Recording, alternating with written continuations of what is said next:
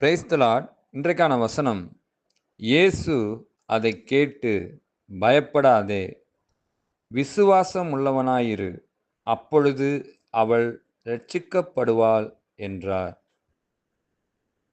இயேசு எதைக் கேட்டு அப்படி சொன்னாரு? விசுவாசம் உள்ளவனாய் இருன்னு சொன்னாரு. பயப்படாதேன்னு சொன்னாரு. அவள் இரட்சிக்கப்படுவாள்னு சொன்னாரு. எதைக் குறித்து சொன்னார் அப்படின்னா, இதுக்கு முன்பாக ஒரு இன்சிடென்ட் அங்க நடந்திருக்கு. எவ்விருவின் மகள் மரண அவஸ்தைப்பட்டுட்டு இருந்தா. அதனால ஜெப ஆலய தலைவன் அவன், எவிரு. அந்த எவிரு என்ன பண்றான், ஏசப்பாட்ட என் மக சாக கிடக்கிறா, அவ சுகமாகணும், அவளை சுகப்படுத்துங்க அப்படின்னு சொல்லி கேட்கும்போது, ஏசப்பா என்ன பண்றாரு, சரி நான் வரேன்னு போறாரு. போகிற வழியிலேயே அவங்களுக்கு நியூஸ் வருது, போதகரை நீங்கள் வருத்தப்பட வேண்டாம், ஏன்னா உன் மகள் இறந்து போயிட்டா அப்படின்னு சொல்லி சொல்கிறாங்க. அப்போதான் ஏசப்பா சொல்கிறாரு, நீ என்ன பண்ணாத, பயப்படாத, விசுவாசம் உள்ளவனா இரு அப்படின்னு.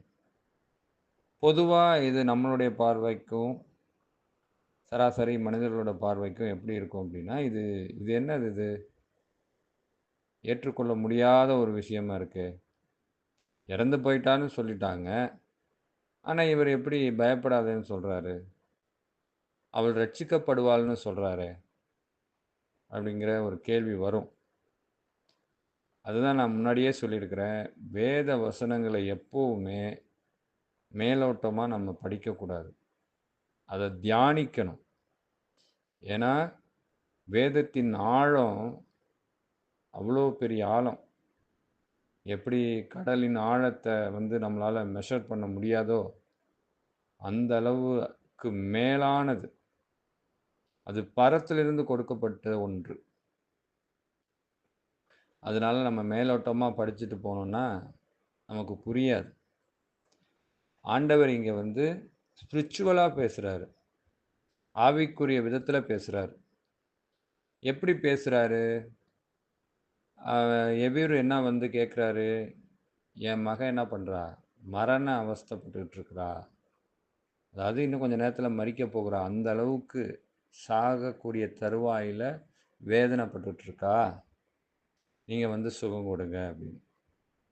இப்போ தான் ஆண்டவர் போகிறாரு, அந்த மகன் மரித்து போயிட்டா. அப்போ ஆண்டவர் சொல்கிறாரு, கவலைப்படாத, நீ விசுவாசப்படு, விசுவாசத்தோடு இரு, ஏன்னா அவர் ரட்சிக்கப்படுவாள் அப்படின்னு. என்ன அப்படின்னா, இன்னைக்கு நம்மளுடைய வாழ்க்கையில் பல நேரங்களில் ஒரு மரண தருவாய் போல தான் இருக்குது. பலவித சூழ்நிலைகளை நம்ம சந்திச்சிட்டு இருக்கிறோம். அது நமக்கு ஒரு மரண தருவாய் போல இருக்குது. அவ்வளோதான், இனிமேல் நம்ம வாழ்க்கையில் ஈடேறவே முடியாது, நாம் எழும்பவே முடியாது, நம்ம வாழ்க்கை அவ்வளோதான், முடிஞ்சிருச்சு, அவ்வளோதான், நம்ம சாக போகிறோம். சாக போகிறோன்னு என்ன, நம்ம வாழ்க்கை முடிஞ்சிருச்சு, அவ்வளோதான், இனிமேல் ஒன்றுமே இல்லை, எதுவுமே நம்ம செய்ய முடியாது அப்படிங்கிற ஒரு சூழ்நிலை வரும். ஒரு சிலருக்கு வந்திருக்கலாம், சிலருக்கு நடந்ததை நம்ம பார்த்துருக்கலாம், கேட்டிருக்கலாம். அப்படிப்பட்ட சூழ்நிலை வரும்போது ஆண்டவர் சொல்கிறாரு, பயப்படாத, நீ என்ன பண்ண மாட்ட, மரணித்து போயிட மாட்ட, உன் வாழ்க்கை அப்படியே முடிஞ்சு போயிடாது, உன் வாழ்க்கை ஒன்றும் இல்லாமல் போயிடாது. மனிதன் என்ன வேணால் சொல்லலாம், நடக்காது, முடியாது, ஆகாது, கூடாது, எது வேணால் சொல்லலாம், உனக்கு எதுவும் கிடைக்காம கூட இருக்கலாம், நீ வேலைக்கு எதிர்பார்த்துட்ருக்கலாம், அந்த வேலை உனக்கு இன்னும் இது வரைக்கும் கிடைக்காம இருக்கலாம், அதே போல் ஒரு பிஸ்னஸ் செய்திருக்கலாம், அதில் படு தோல்வி அடைந்து நஷ்டமாக ஆயிருக்கலாம். இப்படி சரீரம் மரணித்து போன ஒரு நிலை. என்ன அப்படின்னா, சரீர அவயவங்களுக்கு எல்லாம் கெட்டு போச்சு, அவ்வளோதான், மரண தருவாய், இனிமேல் அவ்வளோதான், எழும்ப முடியாது, இனிமேல் மரண படுக்கையில் நான் இருக்கிறேன், அவ்வளோதான், நான் மரணித்து போக போகிறேன், எனக்கு எந்த பலனும் இல்ல. எல்லா பலனையும் இழந்து போயிட்டேன். அப்படின்னு சொல்லி கூட கதறிக் கொண்டிருக்கலாம். அதான் ஆண்டவர் சொல்றாரு. பயப்படாதே! விசுவாசம் உள்ளவனாய் இரு. விசுவாசம் உள்ளவளாய் இரு.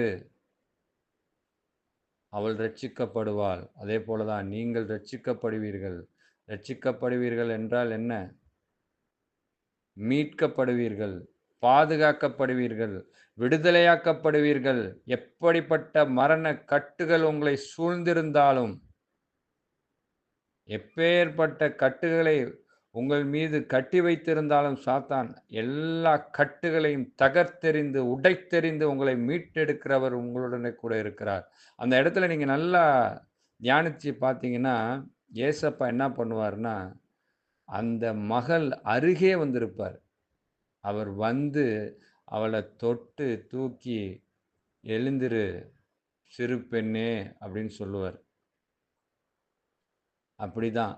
ஏசப்பா நம்முடைய அருகிலே இருக்கும்போது, எப்பேர்ப்பட்ட மரணத் தருவாய்கள் நம்முடைய வாழ்க்கையில நாம் சந்தித்தாலும், அதை குறித்து நாம கலங்க வேண்டியதே இல்ல.